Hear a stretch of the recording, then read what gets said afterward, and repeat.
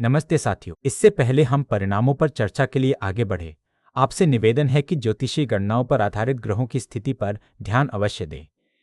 सभी ग्रहों की स्थिति क्रमबद्ध तरीके से बाईं तरफ प्रसारित की गई है, जिसमें इनका प्रभाव और गोचर की जानकारी सम्मिलित है। दोस्तों, ये वीडियो अंत तक जरूर देखें, जहां हम जानेंगे इस हफ्ते आपको क्या उपाय करने हैं।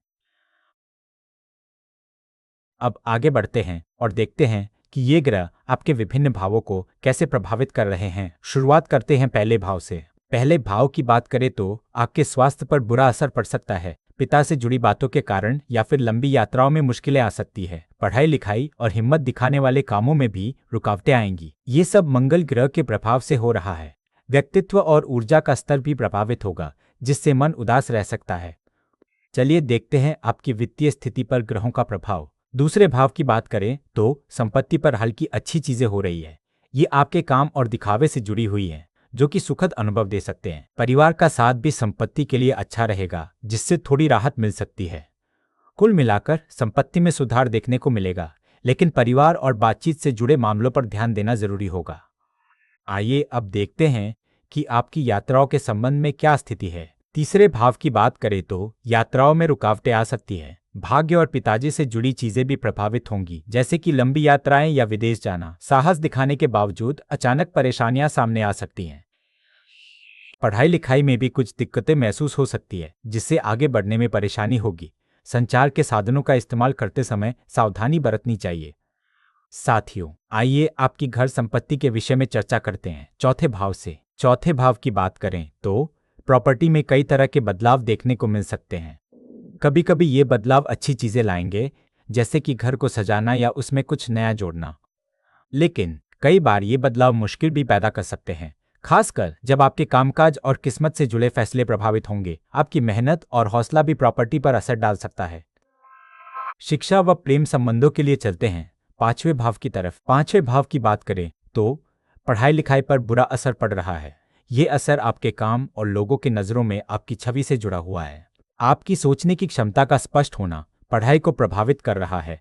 ऐसा लग रहा है कि आप जो भी पढ़ना चाहते हैं उसमें कुछ रुकावटें आ रही हैं, जिससे मन थोड़ा परेशान हो सकता है। चलते हैं छठे भाव की ओर, जो आपके शत्रुओं के बारे में बताता है। छठे भाव में बात करें तो आपके कामकाज और रुकावटों से जुड़ी चीजें प्रभावित हो रही है। ये प्रभाव बुध, चंद्रमा और गुरु के कारण है। राहु का असर भी इसमें शामिल है। कामकाज में कुछ मुश्किलें आ सकती हैं, जो आपकी मेहनत को कम कर सकती है।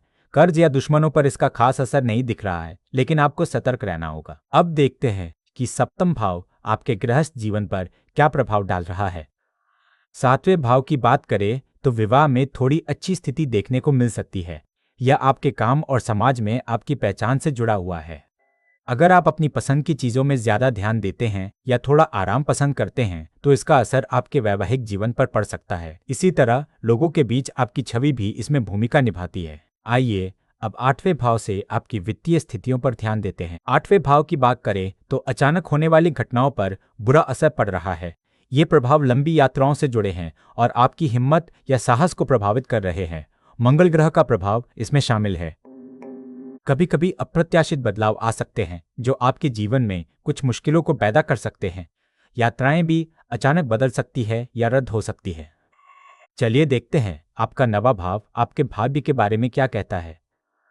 नौवें भाव की बात करें तो भाग्य पर कई तरह के प्रभाव दिख रहे हैं। धन, परिवार और वाणी से जुड़े मामलों का असर भाग्य पर पड़ रहा है। ज्ञान और समझदारी जैसे गुणों का इस्तेमाल करने से भाग्य में सुधार हो सकता है, लेकिन मंगल ग्रह के प्रभाव से कुछ परेशानियां भी आ सकती हैं, खासकर लंबी यात्रा या उच्च शिक्षा से संबंधित मामलों में। कुल मिलाकर भाग्य को बेहतर बनाने के लिए प्रयास करना जरूरी है। अब बात करते हैं आपके करियर और कार्यस्थल के बारे में। 10वें भाव की बात करें तो आपके कामकाज और पेशे पर कई तरह के प्रभाव दिख रहे हैं। कभी ज्ञान और समझदारी से मदद मिलेगी, तो कभी अधिकार या नेतृत्व जैसे गुणों से परेशानियां आ सकती हैं। खासकर सूर्य का प्रभाव दिखा रहा है, जिससे आपकी छवि और प्रसिद्धि प्रभावित हो रही है। शुक्र ग्रह की वजह से थोड़ी राहत मिल सकती है, जो आराम और विलासिता से जुड़ा है। चलिए देखते हैं 11वां भाव आपके सामाजिक समीकरणों पर क्या प्रभाव डाल रहा है। 11वें भाव की बात करें तो शनि का प्रभाव यहाँ देखा जा रहा है। इससे आय और इच्छाओं पर थोड़ा असर पड़ सकता है। बड़े भाई बहनों के साथ भी कुछ परेशानियां आ सकती हैं। यह स्थिति बताती है कि लाभ मिलने में कठिनाई हो सकती है और आपको अपनी योजनाओं को लेकर सतर्क रहना होगा। अचानक होने वाले खर्चों से परेशानी बढ़ सकती है। देखते हैं 12वां भाव आपकी नींद और खर्चों के बारे में क्या बताता है। 12वें भाव की बात करें तो खर्चों पर बुरा असर पड़ रहा है। ऐसा लग रहा है कि आपकी किस्मत और पहल करने की आदत से खर्च बढ़ रहे हैं। पिता का प्रभाव भी खर्चों को बढ़ा सकता है। लंबी यात्राएं या फिर पढ़ाई लिखाई में भी खर्चा हो सकता है। कुल मिलाकर खर्चों को लेकर सावधानी बरतनी होगी। सूर्य के नकारात्मक प्रभाव को कम करने के लिए आदित्य हृदय स्तोत्र का जप करें और रविवार को गरीबों को दान दें। मंगल ग्रह की प्रबल नकारात्मकता के कारण हनुमान जी की सेवा करें और मंगलवार को लाल मसूर की दाल दान करें। केतु ग्रह की प्रबल नकारात्मकता को शांत करने के लिए ऊ नमः शिवाय मंत्र का जाप करें और अमावस्या के दिन व्रत रखें। साथियों, आपका दिल से धन्यवाद कि आपने हमारे इस वीडियो को अंत तक देखा। कृपया अपने कीमती सुझाव और प्रतिक्रिया जरूर दें। लाइक और सब्सक्राइब करना ना भूलें।